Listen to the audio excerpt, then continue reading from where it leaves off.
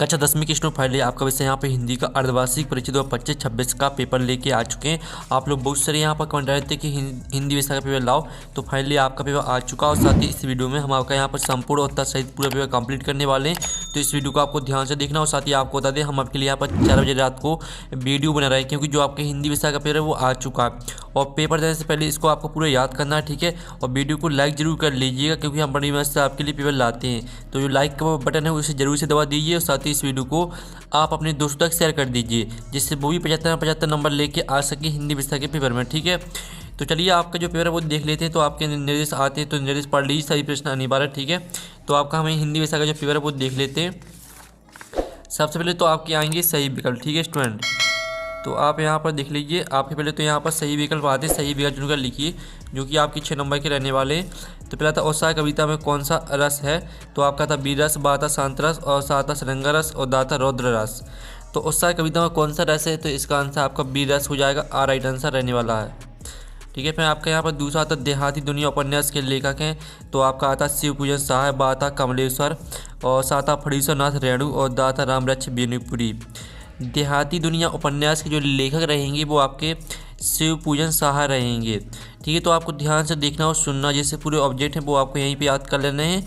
और साथ ही पेपर देने से पहले इस पेपर को पूरे याद करना है। फिर तीसरा आता जिस काव्य की रचना गाया जा सकने वाला हो वह कहलाता है खंड काव्य, बा था मुक्तक काव्य, और सा था महाकाव्य, और दा था सरप काव्य। तो इसका राइट आंसर आपका यहाँ पर मुक्तक काव्य हो जाएगा। फिर चौथा आता क्रिया विशेषण के कितने भेद होते हैं, तो आपकी क्रिया विशेषण के जो भेद होते हैं वो होते हैं आपकी 4। फिर आपका पांचवा आता नेताजी का चश्मा कहानी किस विधा पर आधारित है, तो आपका था व्यंग, बा था संस्मरण, और सा था आपका नाटक, दा था जीवनी। तो जो आपका नेताजी का चश्मा जो कहानी है वो आपकी व्यंग पर आधारित है, ठीक है, व्यंग आपका राइट आंसर रहेगा। फिर 6वां आता समास के मुक्ता कितने भेद होते हैं, आपका आ ऑप्शन 3 दिया गया, बा ऑप्शन आपका 4 दिया गया, सा ऑप्शन आपका 5 दिया गया, और दा ऑप्शन आपका 6 दिया गया है। तो समास के आपके 6 भेद होते हैं, ठीक है। इस तरह से जो आपकी सही विकल्प वो कंप्लीट हो जाते हैं।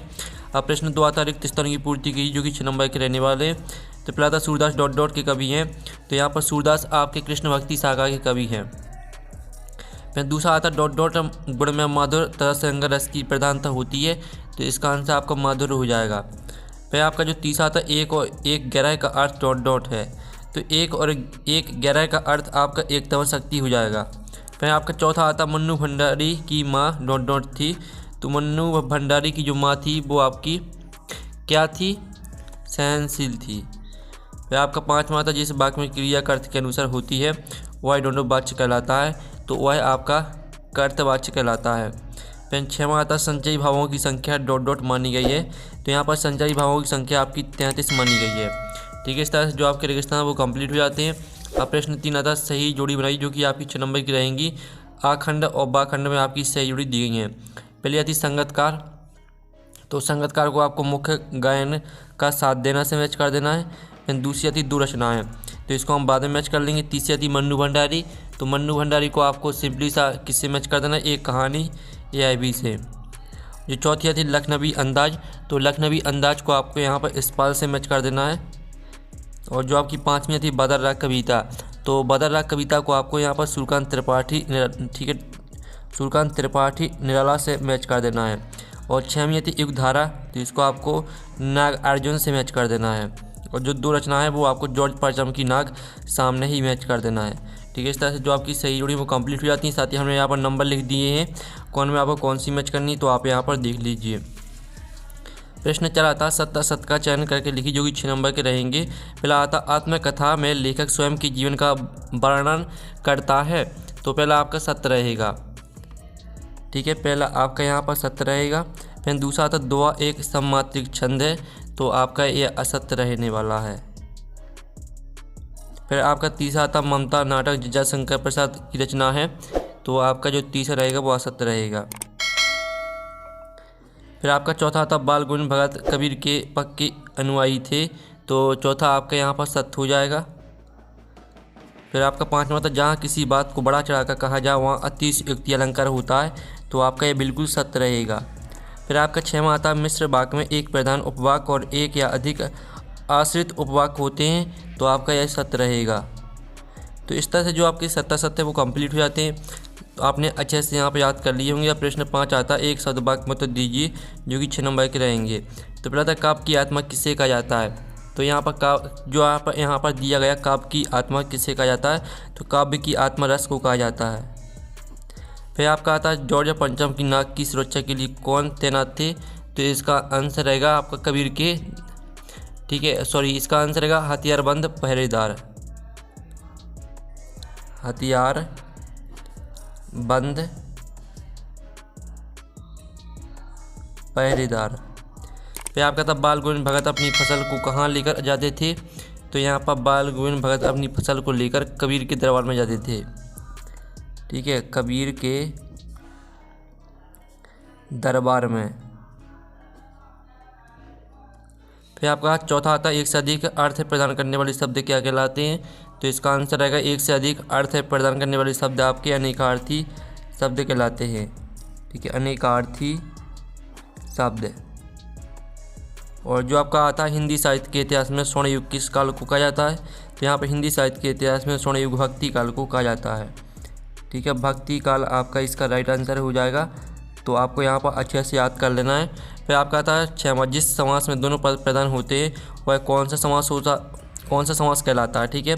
तो जिस समास में दोनों पद प्रदान होते हैं वह कहलाता है आपका द्वंद्व समास, ठीक है, द्वंद्व समास आपका इसका राइट आंसर हो जाएगा। तो आपने अच्छे से याद कर लीजिए, ठीक है। आपके जो एक शब्द वाक्य में होता है वो कंप्लीट हो जाते हैं। अब प्रश्न आता है आपका 6, ठीक है, हमने आपके ऑब्जेक्ट पूरी कंप्लीट करा दिए हैं। प्रश्न 6 आता है, प्रयोगवाद की 2 प्रमुख विशेषताएं लिखिए, अथवा आता है नई कविता की 2 प्रमुख विशेषताएं आपको लिखना है, ठीक है। तो चलिए इनकी जो आंसर है वो हम आपको यहाँ पर दिखा देते हैं। तो पेपर देने से पहले आपको इस पेपर को पूरा याद करना है। तो आप यहाँ पर देख लीजिए, आपकी नई कविता की 2 विशेषताएँ, अतिशय बौद्धिकता, नवीन उपमानों का प्रयोग, और साथ ही नई कविता की 2 विशेषताएं देख लीजिए। आपकी नई कविता की 2 विशेषताएं दी, क्षणवाद पर बल, अनुभूति की सच्चाई। अब चलिए आपके यहाँ पर देख लेते हैं 7वां प्रश्न। तो 7वां प्रश्न आपका यहाँ पर दिया गया है, तुलसीदास अथवा सूर्यकांत त्रिपाठी निराला की काव्य विशेषता निम्नलिखित बिंदु के आधार पर आपको लिखना है। 2 रचनाएं, पापच और कलापच। तो चलिए आपका यहाँ पर 7वें प्रश्न का आंसर देख लेते हैं। तो ये आपका 7वें प्रश्न का आंसर रहेगा, जिसमें आपकी 2 रचना रहेंगी तुलसीदास की, ठीक है, रामचरितमानस, विनय पत्रिका, साथ ही इनका भावार्थ देख लीजिए। फिर आप सूर्यकांत त्रिपाठी निराला पर देख लीजिए, 2 रचना रहेंगी, अनामिका, परिमल, और इनका भावार्थ देख लीजिए। फिर आपका आता है, गोपियों के अनुसार राजा का धर्म क्या होना चाहिए, अथवा आता है, कभी न अयोध्या फसल को किन किन का मिला जुला रूप कहा है। तो चलिए आपका 8वें क्वेश्चन का आंसर देख लीजिए। ये आपका 8वें क्वेश्चन का आंसर रहेगा, और ये आपका 8वें के अथवा का आंसर रहेगा। फिर आपका यहाँ पर 9वां प्रश्न आता है, परशुराम के क्रोध करने पर लक्ष्मण ने धनुष के टूट जाने के लिए कौन कौन तर्क दिए, अथवा लक्ष्मण ने वीरविद्या की क्या क्या विशेषताएं बताई। तो चलिए आपका यहाँ पर 9वें प्रश्न का आंसर देख लेते हैं। ये आपके यहाँ पर ठीक है, लक्ष्मण के तर्क हो जाएंगे, तीनों को आपको याद कर लेना है। और ये आपकी वीरविद्या की विशेषताएं हो जाएंगी, अथवा का आंसर, ठीक है, वीरविद्या की विशेषताएँ। फिर आपके यहाँ पर आता है, तो आप यहाँ पर देख लीजिए स्टूडेंट, आपका आता कहानी उपन्यास में आपको 2 अंतर लिखना है, अथवा नाटक एकांकी में 2 अंतर लिखिए।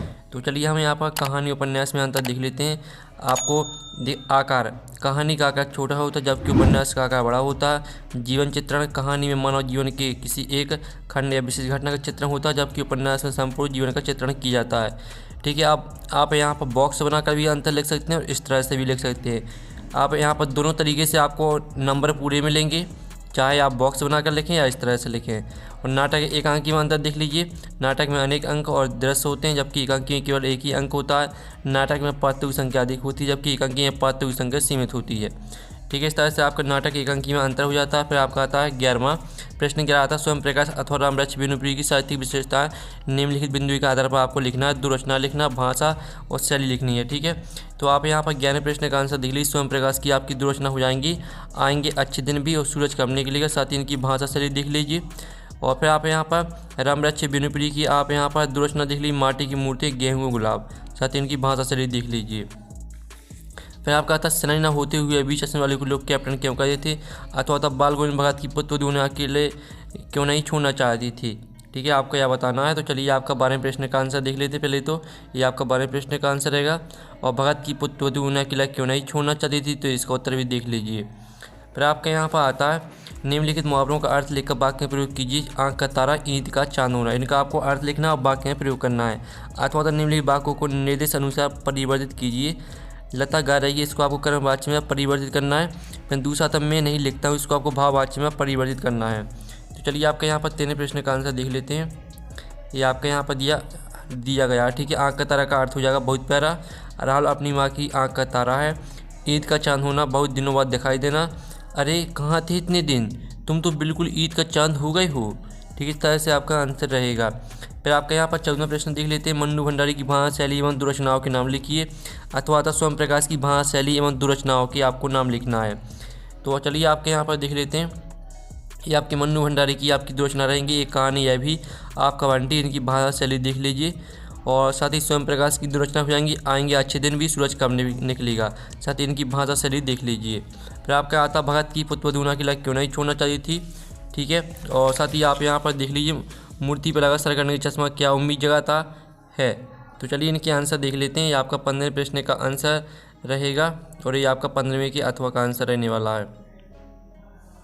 16वां आता पुनरुक्ति प्रकाश अलंकार की परिभाषा उदाहरण सहित लिखिए।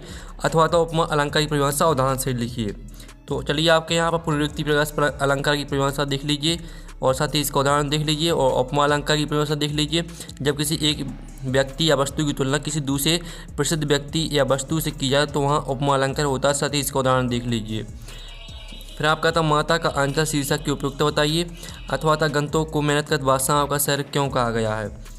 तो आप यहाँ पर देख लीजिए आपका माता का अंतर शीर्षक की उपयुक्तता यहाँ पर दी गई है। शांति पाता है, यहाँ तक याद कर लेना है। और गंतोक को मेहनत कर बादशाहों का शहर क्यों कहा गया है, तो गंतोक से लेकर आपको जीवन जीते यहाँ तक याद कर लेना है। फिर आपके यहाँ पर आता है निम्नलिखित पद्यांश की आपको संदर्भ प्रसंग व्याख्या लिखनी है, ठीक है।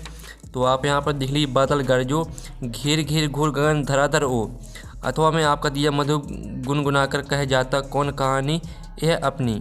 तो चलिए इनके हम संदर्भ प्रसंग व्याख्या देख लेते हैं।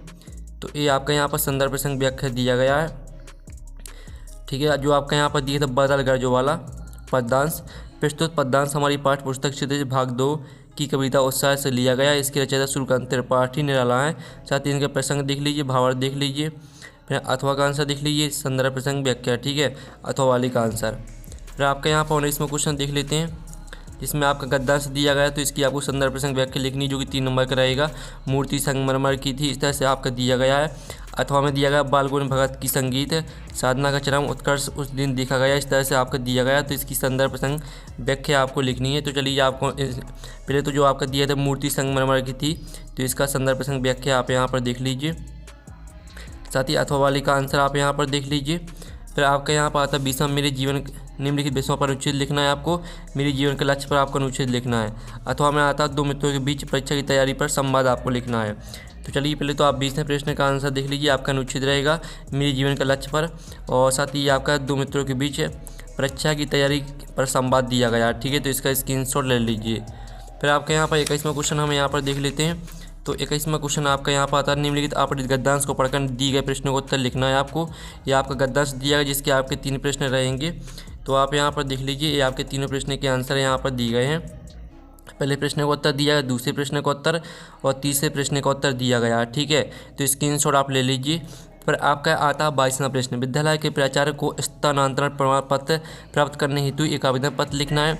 अथवा में आता है अपने छोटे भाई को एक पत्र लिखकर पढ़ाई के साथ साथ खेलों के महत्व को आपको समझाना है। और 23वें प्रश्न में आपको निबंध लिखना है। तो चलिए जो इनके उत्तर है वो देख लेते हैं। ये आपका 22वें प्रश्न का उत्तर रहने वाला, ठीक है।